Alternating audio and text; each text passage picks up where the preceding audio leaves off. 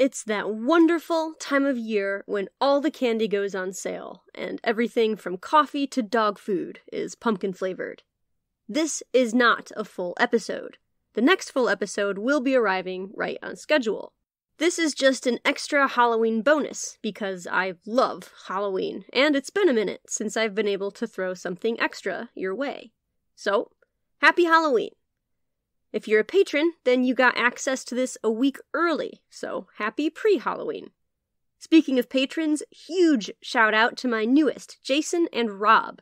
You guys are the stuff history podcasts are made of. This is a reading of Edgar Allan Poe's iconic poem, The Raven.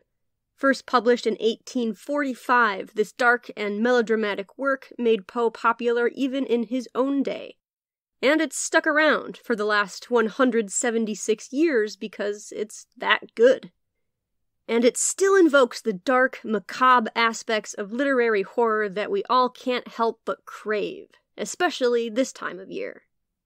Unfortunately for Poe, he would only enjoy the success of The Raven for 4 years, because he would succumb to a mysterious and untimely death in 1849. But that's a whole different episode. Today, we're just here for the creepy poem. So sit back, get your spooky on, and enjoy your sugar high. Here is Edgar Allan Poe's The Raven.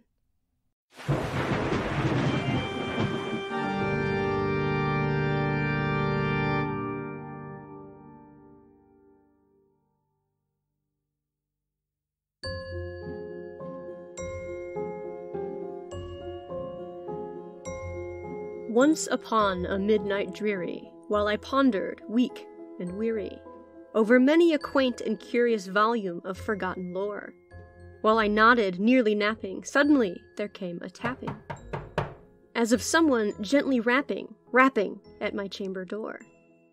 "'Tis some visitor," I muttered, tapping at my chamber door, "only this, and nothing more." Ah, distinctly I remember, it was in the bleak December, and each separate dying ember wrought its ghost upon the floor. Eagerly I wished the morrow, vainly I had sought to borrow from my books surcease of sorrow, sorrow for the lost Lenore, for the rare and radiant maiden whom the angels named Lenore, nameless here for evermore. And the silken, sad, uncertain rustling of each purple curtain thrilled me, filled me with fantastic terrors never felt before.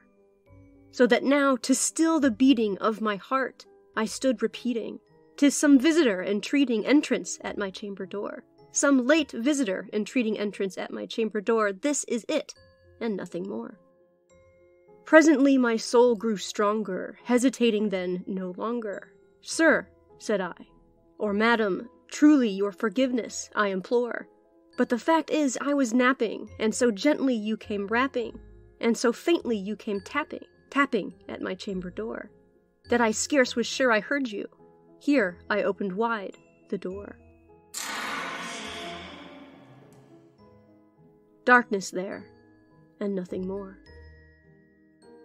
Deep into that darkness peering, long I stood there wondering, fearing, doubting, dreaming dreams no mortal ever dared to dream before. But the silence was unbroken, and the stillness gave no token. And the only word there spoken was the whispered word, "Lenore?" This I whispered, and an echo murmured back the word, "Lenore." Merely this, and nothing more. Back into the chamber turning, all my soul within me burning, soon again I heard a tapping somewhat louder than before. "Surely," said I, "surely there is something at my window lattice. Let me see then what thereat is, and this mystery explore. Let my heart be still a moment, and this mystery explore. 'Tis the wind, and nothing more." Open here I flung the shutter, when with many a flirt and flutter, in there stepped a stately raven of the saintly days of yore. Not the least obeisance made he, not a minute stopped or stayed he, but with the mien of lord or lady perched above my chamber door. Perched upon a bust of Pallas just above my chamber door, perched and sat, and nothing more. This ebony bird beguiling my sad fancy into smiling, by the grave and stern decorum of the countenance it wore. Though thy crest be shorn and shaven, thou, I said, art sure no craven, ghastly grim and ancient raven wandering from the nightly shore. Tell me what thy lordly name is on the night's Plutonian shore. Quoth the raven, nevermore. Much I marvelled this ungainly fowl to hear discourse so plainly, though its answer little meaning, little relevancy bore. For we cannot help agreeing that no living human being ever yet was blessed with seeing bird above his chamber door, bird or beast upon the sculptured bust above his chamber door, with such name as nevermore. But the raven sitting lonely on that placid bust spoke only that one word, as if his soul in that one word he did outpour. Nothing further than he uttered, not a feather than he fluttered, till I scarcely more than muttered, other friends have flown before. On the morrow he will leave me, as my hopes have flown before. Then the bird said, nevermore. Startled at this stillness broken by reply so aptly spoken, doubtless, said I, what it utters is only stock and store, caught from some unhappy master, whom unmerciful disaster followed fast and followed faster, till his songs one burden bore. Till the dirges of his hope that melancholy burden bore, of never, nevermore. But the raven still beguiling my sad fancy into smiling, straight I wheeled a cushioned seat in front of bird and bust and door. Then upon the velvet sinking I betook myself to linking, fancy unto fancy thinking what this ominous bird of yore, what this grim, ungainly, ghastly, gaunt, and ominous bird of yore meant in croaking, nevermore. This I sat engaged in guessing, but no syllable expressing, to the fowl whose fiery eyes now burned into my bosom's core. This and more I sat divining, with my head at ease, reclining on the cushion's velvet lining that the lamplight gloated o'er, but whose velvet violet lining with the lamplight gloating o'er she shall press, nevermore. Then, methought, the air grew denser, perfumed from an unseen censer, swung by seraphim whose footfalls tinkled on the tufted floor. Wretch, I cried, thy God hath lent thee, by these angels he hath sent thee, respite and nepenthe from thy memories of Lenore. Quaff, oh quaff, this nepenthe, and forget this lost Lenore. Quoth the raven, nevermore. Prophet, said I, thing of evil, prophet still, if bird or devil, whether temper set or whether tempest tossed thee here ashore.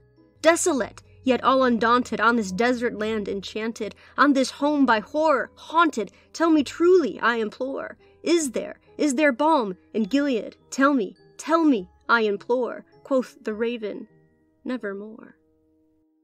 Prophet, said I, thing of evil, prophet still, if bird or devil, by the heaven that bends above us, by that God we both adore, tell this soul with sorrow laden, if within the distant Aidenn I shall clasp a sainted maiden whom the angels named Lenore, clasp a rare and radiant maiden whom the angels name Lenore. Quoth the raven, nevermore.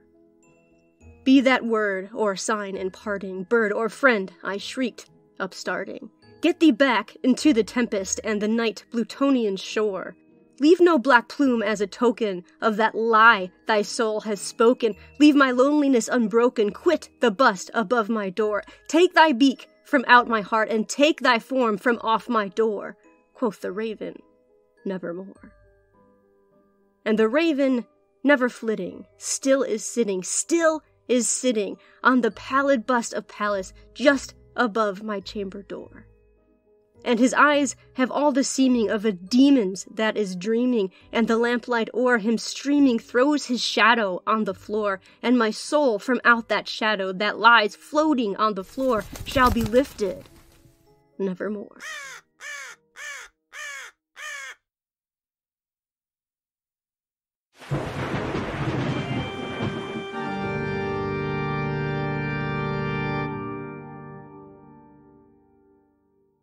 What an ending! Total master of the grim and spooky, that Poe. I'll be back soon with a full-length episode for you. I hope you enjoyed this little extra Halloween bonus. Stay safe, stay spooky, stay weird. And until we meet again, go make some history.